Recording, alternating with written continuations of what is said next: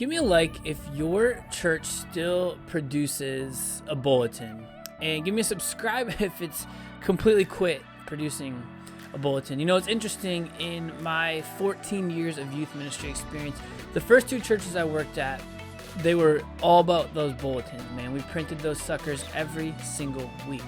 Interestingly though, the last two churches I worked at, both also post-COVID, which I'm wondering if that has something to do with it, chose not to produce a weekly bulletin. You know, in one of the earlier on churches, there was a week where like the secretary was out, and somehow I ended up not only producing the bulletin from a graphic design document standpoint, but then I was also in the office cutting them. And my wife, she called me, she's like, "What are you doing at work still?" And I was like, "I have to cut the bulletin."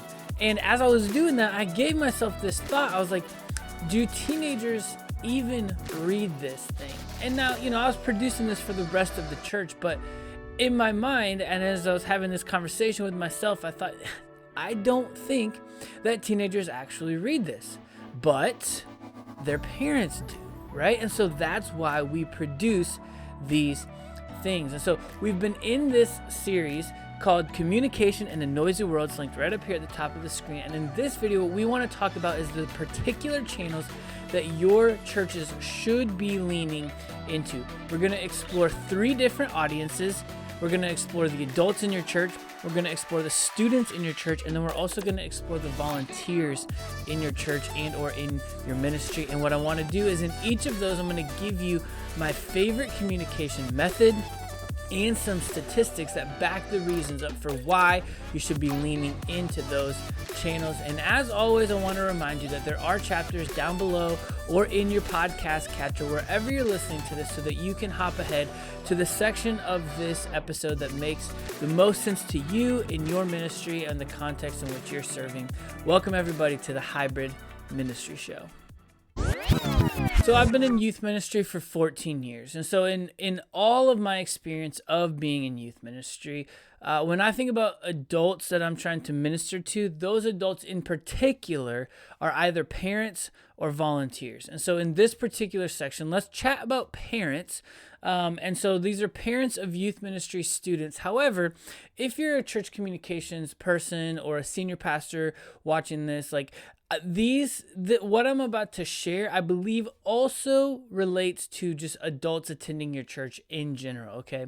Because what I'm going to say, we're going to talk about the adults in your church, the strategy that I believe that you should employ first and foremost and make your number one, major thing that you double down on, that you pour gas on, that you make work is an email strategy, all right? Here's a couple of reasons why.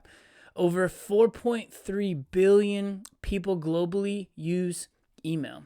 Furthermore, 99% of consumers check their email on a daily basis. This is according to HubSpot. And 73% of millennials and Gen Z, which if you're in youth ministry, those are your parents. And if you're not in youth ministry, those are the future adults of your church. The largest base, millennials are the largest in the workforce and the largest opportunity for your givers, okay?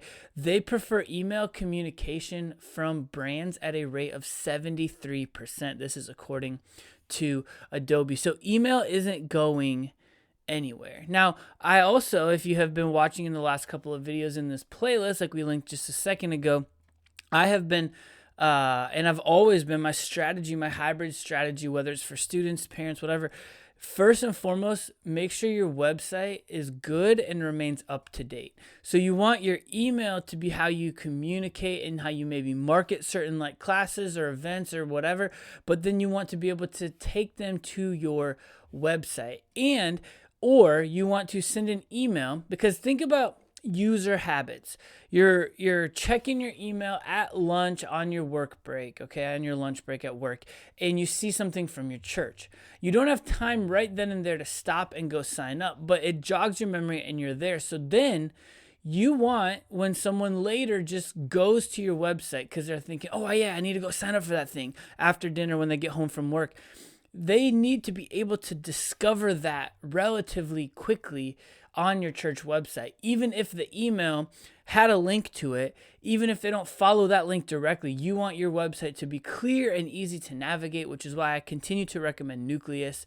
And also, I just want to let you know, like, if your website is not exactly up to date, I can create a couple of automated things for you, like updating your church Google Calendar, which will also naturally update on your website. And so if you're interested in something like that, I offer a service called Church Communications done for you. I would love to explore what that looks like to either A, build a one-time website, or B, step into some sort of partnership sort of thing. But email is the way to get a hold of the adults in your church. If billions of users are using it and 99% of people are checking their email on a daily basis, then you as a church, you have the opportunity to get in front of all of your people, which diminishes the need for those church stage-based announcements and diminishes the needs for those church bulletins, okay? And I'm not necessarily saying that you should toss those things out and not even worry about them anymore, but what I am saying is that your primary strategy should be email, and then those other pieces, stage announcements, bulletins, whatever you want to say, even social media, they should all supplement what's going on email. The second category of people that we're going to talk about here are teenagers, students, okay? So this is particularly aimed for youth pastors. Once again, if you're not in that, then hop down to the chapters below and jump ahead to the next one.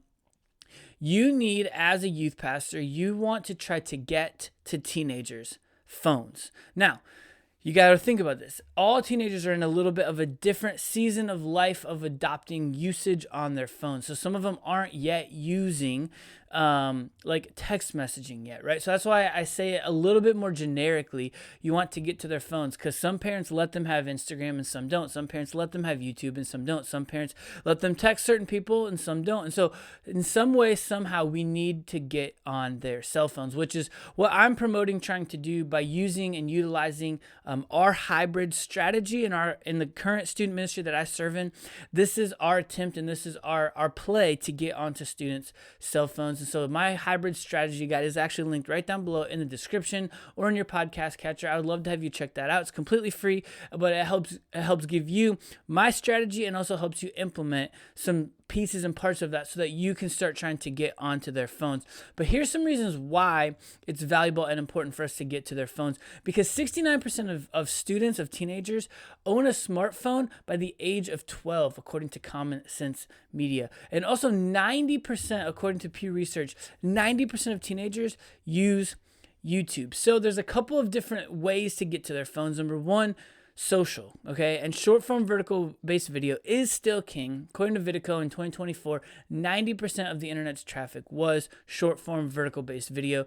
And so you can employ that short form vertical based video strategy on Facebook Reels, though I won't recommend that platform necessarily for students, or these other three: TikTok, Instagram, YouTube. And if TikTok goes ahead and gets banned, you can still employ that video-based strategy by leaning into Reels and TikToks and YouTube Shorts by cross-posting to places like YouTube and Instagram. And there are some TikTok like alternative apps being produced, like a Lemonade app. And I don't know if that's going to take or pop, but maybe go secure your church's handle on it. And then if it does, boom, you're there, and you can continue to employ that strategy if it takes TikTok's spot, once like certain things get shook out here with the Congress ban or whatever is going on with that. And so the point is that short form vertical based video, while TikTok may not last forever, that strategy right now, that strategy is so clutch. And I noticed it last night,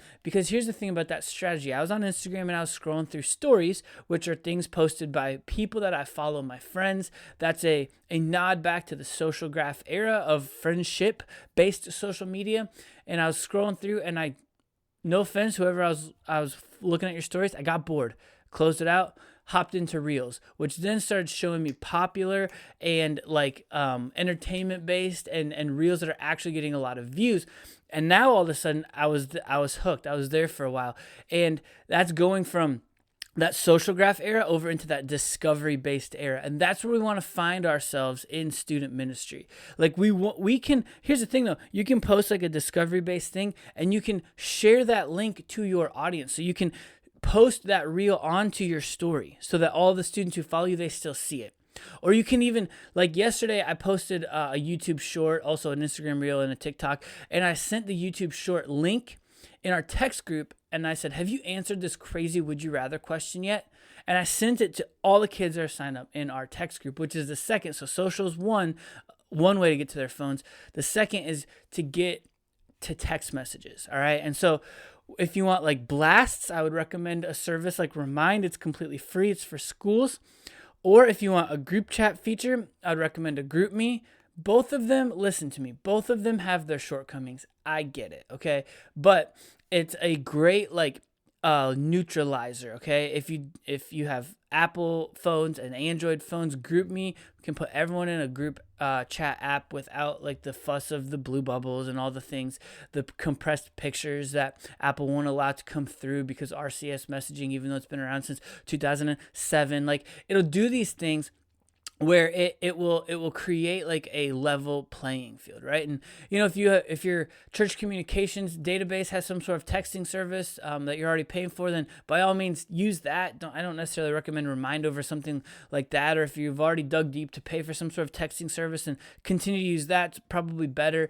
But that also goes for when kids are serving. Like if you can send them text notifications instead of just email notifications, the goal again is to get to their phones, especially if almost 70% of 12-year-olds and on up have smartphones, all right? And so I know you're going to run into, because I run into this too, you're going to run into kids who don't have it. So you always do have to have a small alternative for a more analog approach, but that's widely okay, right? As we're trying to communicate with teenagers. And then the last area of ministry is, what about your volunteers?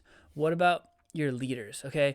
Now this may not be the highest, or like email is still going to probably be what you're going to use. Just like going back to the, parent adult section of this video, all the stats, all the reasons, that's why email still is worthwhile for your volunteers. However, I will say in the last 6 months or so, me and my team, me and my boss have started recording a weekly leader podcast. Yes, you heard that right, weekly. Now, we batch record, so we record 4 at a time. It's about an hour worth of our time. And then it takes me just a minute, like really not very long, to just edit those suckers into a YouTube video as well as an audio-only podcast. And then we post those every single Monday morning. And so we encourage our leaders to subscribe to that and listen to it. We try to make it like 15, no more maximum than 15 minutes. Usually they're closer to 10 minutes each. And we've asked them to adopt that as their normal rhythm on their way to work, on their way on Monday morning to work, habit. And so what this does is this reduces the pressure around a once a year or a biannual or even a monthly leader meeting to communicate all the big things that we need to communicate. Because you know that you need to hook them with inspiration, but you also need to tell them like boring details. Like, hey, when you guys are like checking in, you need to click this little button here, and you need to make sure you check into both of these groups so that our metrics, blah, blah, blah, they don't care about that stuff. But the Leader Podcast gives you an avenue to share those little snippets of things. It also gives you an avenue to drip culture slowly. And so that's one of the things we've been doing. We've been attempting to make our culture a little more conversational and a little less teaching. And we've just been dripping that slowly on the podcast. And what's so fun is last week I sat down with some of my leaders.